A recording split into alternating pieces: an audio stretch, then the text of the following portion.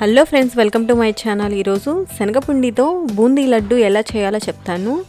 First time చేసేవాళ్ళు ఇలా నేను చెప్పిన విధంగా యాజ్ టీస్ చేయండి. 100% పక్కా లడ్డు చేయడం వచ్చేస్తుంది. దీనికోసం మనం ఒక గిన్నెలో 2 కప్పుల శనగపిండి తీసుకున్నాను. ఈ శనగపిండిని నేను ఆల్రెడీ జల్లించి పెట్టుకున్నాను, అందుకని డైరెక్ట్గా వేసుకుంటున్నాను. ఇలా 2 కప్పులు తీసుకున్నాక చిటికెడు సాల్ట్, కొంచెమే సాల్ట్ వేసేసుకోవాలి. వాటర్ని కొంచెం కొంచెంగా యాడ్ చేసేసుకుంటూ మరీ తిక్కుగా లేకుండా మరీ పల్చగా లేకుండా దోశ పిండి బ్యాటర్లా కలుపుకోవాలి. మనం పల్చగా కలుపుకున్నామంటే బూందీ రౌండ్గా పర్ఫెక్ట్గా వస్తుంది. నేను కొంచెం తిక్కుగా కలుపుకున్నాను, ఎందుకంటే నూనె కొంచెం తక్కువగా పీలుస్తుందని. ఇప్పుడు ఒక కడాయిలో నూనె పోసుకొని నూనె వేడెక్కాక, మరీ వేడెక్కన అవసరం లేదు, మీడియంగా హీట్ అయితే సరిపోతుంది. ఇలా బూందీ గరిటె తీసుకొని ఇలా పిండి వేసేసుకొని ఇలా స్లోగా వేసుకోవాలి. నేను కొంచెం తిక్కుగా కలుపుకున్నాను కాబట్టి ఈ బూందీ ఇలా పొడుగ్గా వచ్చింది. అదే కొంచెం పలచగా కలుపుకున్నామంటే బూందీ రౌండ్గా పర్ఫెక్ట్గా వస్తుంది.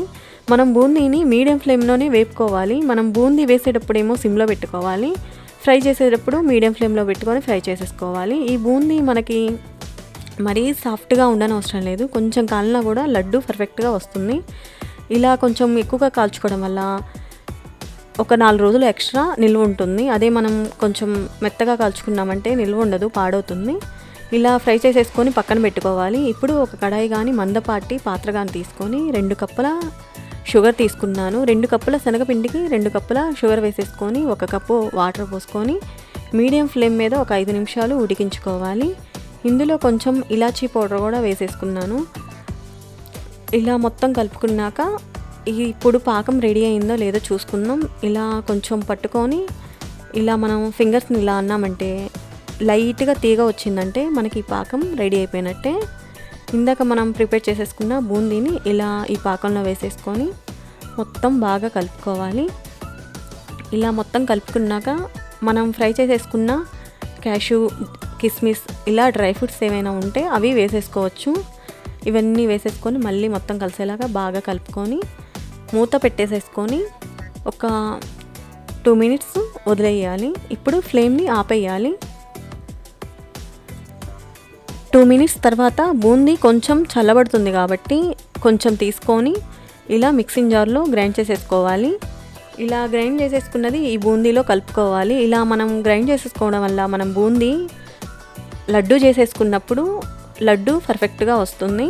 ఇలా వేసుకోపోయినా కూడా లడ్డు వస్తుంది, కానీ ఇలా చేసుకోవడం వల్ల ఏంటంటే మనం లడ్డు చేసేసేటప్పుడు రౌండ్గా చక్కగా చాలా బాగా వస్తాయి. రెండో చేతిని వాడనవసరం లేకుండా ఒక చేత్తోనే ఈ లడ్డూలు చేసుకోవచ్చు.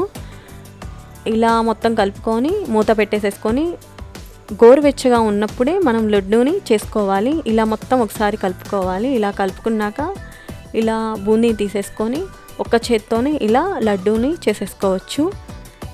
లడ్డూని మాత్రం మనం గోరువెచ్చగా ఉన్నప్పుడే మొత్తం చేసేసుకోవాలి. ఆరిపోయాయంటే కొంచెం గట్టిపడుతుంది, అందుకని గోరువెచ్చగా ఉన్నప్పుడే చేతికి నెయ్యి రాసేసుకొని ఇలా లడ్డూని చేసేసుకోవడమే. ఇలా మీరు కూడా ఒకసారి ట్రై చేయండి, తప్పకుండా మీకు కూడా నచ్చుతుంది. ఇలా మనం హెల్తీగా ఇంట్లోనే పండగలకి ఏదైనా అకేషన్స్కి ఇలా ప్రిపేర్ చేసుకోండి. కొత్తగా ట్రై చేసే వాళ్ళకి కూడా ఇలా పర్ఫెక్ట్గా లడ్డు వస్తుంది. ఏదైనా మన చేతులతో మనం చేసుకొని తిన్నామంటే ఆ సంతోషం, ఆ హ్యాపీయే వేరు కదా. ఐ హోప్ నా వీడియో కనుక మీకు నచ్చినట్లయితే please like, share and subscribe. Thank you.